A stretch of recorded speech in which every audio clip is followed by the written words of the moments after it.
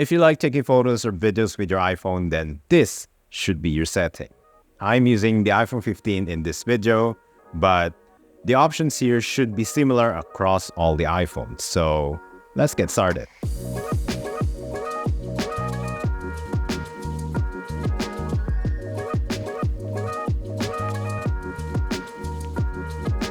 So the first thing is we need to go to the settings and we just need to scroll down all over to camera.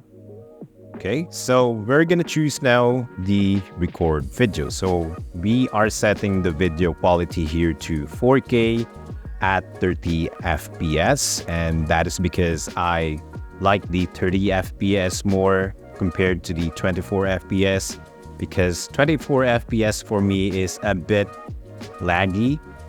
When I try to shoot at 24 FPS, it looks a bit weird. So I'm sticking with the FPS, 30 FPS. And I think that it's good for social media and for YouTube as well. I just leave that the show PAL formats off. I enable the enhanced stabilization to get like good stabilization when I'm holding on the phone and while recording. So action mode, lower light. So I'm not using action mode, so I left that off. HDR video, I left that off as well. I'm pretty much like the default setting, so I don't enable that one. So auto FPS, I choose off as well, and lock camera, and I just leave that off. And the most important setting here is the lock white balance. You have to enable this in the settings so you have a consistent white balance in your videos, because if you don't, you'll find the video a bit weird, that it will suddenly give you inconsistency. The color will not be even, so that's important to enable. All right, so let's go back now to the setting.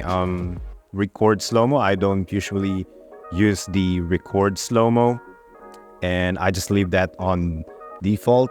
Record cinematic. This is something that can be useful in your videos if you want some moody background effects, so it will give blurredness on the video. So I set that to 4K at 30 FPS. So for the formats, I have enabled most compatible, but for default, it's high efficiency. The reason why I chose the most compatible is because I'm using a Windows laptop, so that my images will be, the file of the images will be JPEG. So if you have like Mac computers or Apple stuff, then you should choose the high efficiency. For the photo capture, I have chose the 24 megapixels. So by default, your main camera will be shooting at 24 megapixels. So that gives you more crisp and best resolution photos. And you'll also have, if you're using iPhone 15 or the 15 Pro, then you'll also have the option to choose to shoot at 48 megapixel by enabling the HEIF Max or the JPEG Max. And resolution control, I just enabled that. So next is the preserve settings. So this kind of settings is kind of useful if you don't want to change your setting time to time. So if you just want to capture something and you're in a hurry and you have no time to adjust your settings, so this can be useful. So I have enabled the camera mode, creative controls, exposure adjustment. So night mode, I leave that off. Portrait zoom, so that is my setting here. And next thing that we need to do is record stereo sound. I just leave that off to default. Use volume up for burst. You can enable that one. That's quite useful, but I don't use burst that much. Scan QR codes, show detected text, something very useful. Composition, I have enabled the grid and the level. So this helps your shots to have a better framing. So you have to enable that one. And mirror front camera, view outside the frame, I just leave that off. So in the photo capture, you'll get some options to give like a filter. I think it's a filter, but yeah, you can choose rich contrast, vibrant, warm. You can choose from here, but I just leave it to standard. Portraits in photo mode is something in iPhone 15 feature. You can decide later on to make it the portrait, so you can adjust it later on to your light. So prioritize faster shooting. I just enable that on lens correction, and it's by default it's enabled. Another thing to mention here that I forgot a while ago in formats is that there's an option with the 15 Pro versions to activate the Apple ProRes. So probably older iPhones don't have this feature, but in the iPhone 15 you can enable the Apple ProRes in the Blackmagic Cam. So it's free app to download, and that gives you more ability and flexibility to enter the manual mode of the camera of your iPhone. You don't really need to use that. The main camera app of iPhone 15 is good enough, but if you want more flexibility in editing your video, then you can use the Blackmagic Cam to record at Apple ProRes. I tried shooting in Apple ProRes, and I've noticed that the video quality is more crispy compared to the default. Here's a video sample, and take note that if you plan to use the Apple ProRes, expect a big file size. A 30-second video is about 1.5 gig already. And also, I've used the Blackmagic Camera app to record my previous video. It gives me the flexibility on the camera settings. If you want to check that out, I'll put it somewhere here in the video. Again, you don't need this, but if you want to experiment and you want to try to shoot at Apple ProRes, then go for it, try it. And if you're finding this video useful, please like this video now, because YouTube will show this to more awesome people like you. All right, so probably we're done covering or tweaking the settings around the camera, and it's time for us to access the main camera app of the iPhone so we can start shooting videos or taking photos. We are now in the camera interface here. So what I just want to share with you here is the ability to option to swipe up, and you can choose different settings here. So this one is for the night mode. You can switch on the live on or the live off. And this one is to go with the photographic style that we've covered a while ago on the settings. So you can choose rich contrast, vibrant, and warm. So you have the ability to choose that one. So this one is for you can choose 4:3 square or 16:9. And the exposure adjustment here is that adjust the exposure here, and you can dim it a little bit to get that moody background effect. You know, the timer, you can choose the timer here, and also you have a built-in filter on the camera app, which I think is very cool. What I really like about here is the dramatic.